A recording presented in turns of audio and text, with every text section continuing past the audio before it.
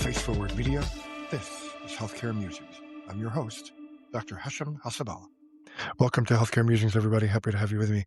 So continuing on the series on the new 2026 Sepsis Guidelines, last time we talked about, maybe we can talk about the 17 strong recommendations, because there were a whole bunch of conditional recommendations. There were 19 good practice statements and then 17 strong recommendations with the kind of the strongest evidence. So the adult section of the guidelines had 17 strong recommendations where there was a clear benefit over harm, and it was typically based on moderate to high certainty evidence, and they worded it as we recommend or we recommend against, right?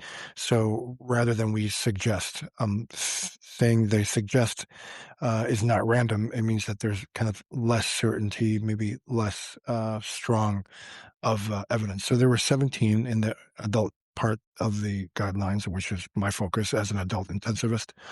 17 strong gut recommendations. So we'll quickly go over them. So number one, performance improvement programs for hospitals and health systems. They recommend a performance improvement program for sepsis, including sepsis screening for acutely ill high-risk patients, standard operating procedures for treatment, and implementations of sepsis quality improvement strategies in the hospital.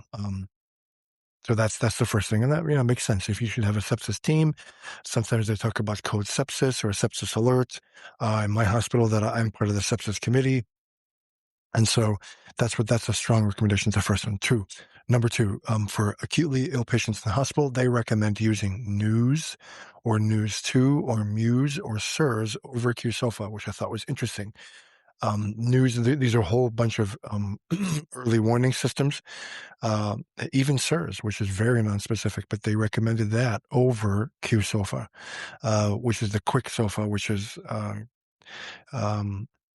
three things in the old SOFA guidelines that you can maybe use to screen for sepsis. So that was very interesting. Number three, for adults with possible, probable, or definite sepsis or septic shock, we recommend collecting blood cultures as soon as possible, and ideally before the administration of antimicrobial therapy. There's low certainty evidence, but this makes sense. Like if they are bacteremic, you want to get the bacteria before they do broad spectrum antibiotics, because you want to know what you're treating. Now, a lot of times we don't get anything in the blood, and still, if you're gonna get bacteremia, it's best to do it before antibiotics, but you got to do it as soon as possible. And this is where a lot of hospitals fall out of the SEP1 bundle, is that they don't get blood cultures document. Either they don't get them before antibiotics, or they don't document that they got them before antibiotics, and so they fall out of the SEP1 bundle.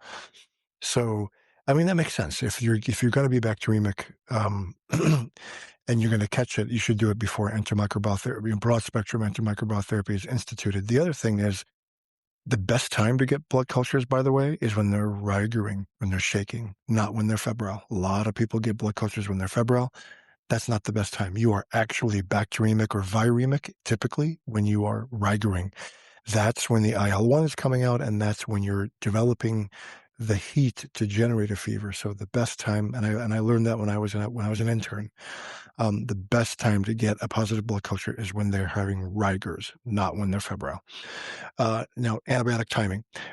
For adults with possible, probable, or definite septic shock, we recommend administering antimicrobial therapy immediately, ideally within 1 hour of recognition. This is very low certainty of evidence, but that just, again, makes sense. The sooner you get antibiotics, the better. So how about those with sepsis but without shock? So they say for adults with probable or definite sepsis without shock, we recommend administering antimicrobial therapy immediately, ideally within 1 hour. That makes sense. Again, get the blood cultures right before you start antibiotics and do them ASAP as soon as possible. The next, prolonged beta-lactam infusion. For adults with sepsis or septic shock, we recommend using prolonged infusion of beta-lactams for maintenance over bolus administration. So 4-hour beta-lactam, either piperacillin tazobactam or other beta-lactams, which I thought was interesting. Antimicrobial de-escalations. For adults with sepsis or septic shock, we recommend de-escalation of antimicrobial therapy over no de-escalation when a confirmed microbiological diagnosis and susceptibility profile is available. again, they said there's very low certainty evidence, but this just makes total sense, right? If you know you're dealing with an E. coli that's sensitive to ceftriaxone, there makes no sense for you to use cefepime, or makes no sense for you to use piperacillin and tazobactam. If you know it's susceptible, even if it's susceptible to sulfamethoxazole, and trimethoprim, Bactrim, you should use the narrowest therapy so that you don't develop antibacterial resistance. That just makes sense. So we talked about this last time. Or a MAP target. This is a strong recommendation. For adults with septic shock, we recommend an initial mean arterial pressure target of 65 millimeters over higher MAP targets, meaning 65 versus 70 or 75. Okay. And then remember, last time we talked about older patients, we can target a lower MAP. Lower MAP target means 60 to 65 for adults who are older than 65, which I thought was interesting. This is the next strong recommendation. For adults with sepsis or septic shock, we recommend using crystalloids as first-line fluid resuscitation. Crystalloids, as opposed to colloids or starches or anything like that. In fact, the next recommendation, they recommend against using hetastarch or hexamethyl starch, against using starches. There's actually bad evidence.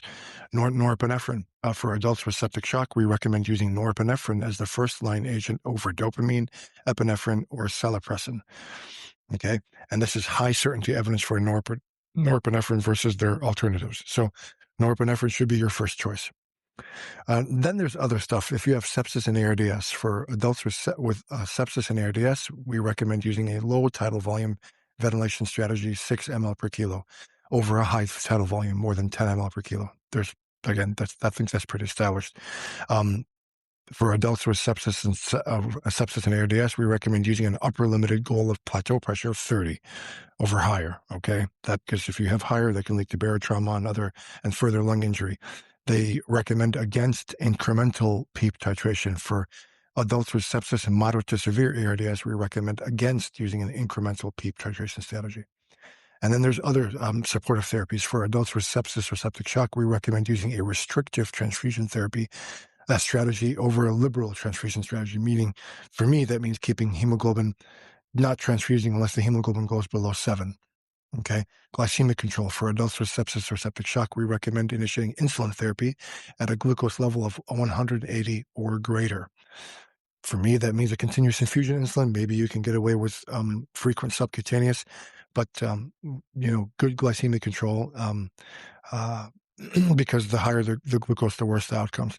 And then VTE prophylaxis. For adults with sepsis or septic shock, we recommend using pharmacologic VTE prophylaxis unless a contraindication exists, and they recommend using low molecular weight heparin over unfractionated heparin, so enoxaparin or fondaparinux or the like. So these are the strong recommendations from the guidelines. Nothing earth-shattering. It just makes sense. Start your antibiotics as soon as possible. Get blood cultures before. De-escalate as soon as you know what the bug is. Prolonged infusions, and then talk about ARDS therapy. Targeting a mean of 65. That's definitely going to be, especially for younger patients. That's going to be, I was kind of hesitating about that, but the guidelines reiterate that. Using crystalloids rather than colloids or starches, and starting with norepinephrine. So nothing earth-shattering, but those are the strong recommendations. Nothing about Dr. Hassaballa, unfortunately. But you know what? Even if it's a conditional recommendation, I'll take it. Anyway, guys, thanks so much for your time and attention, and I'll see you next time on Healthcare Musings. Thank you for listening.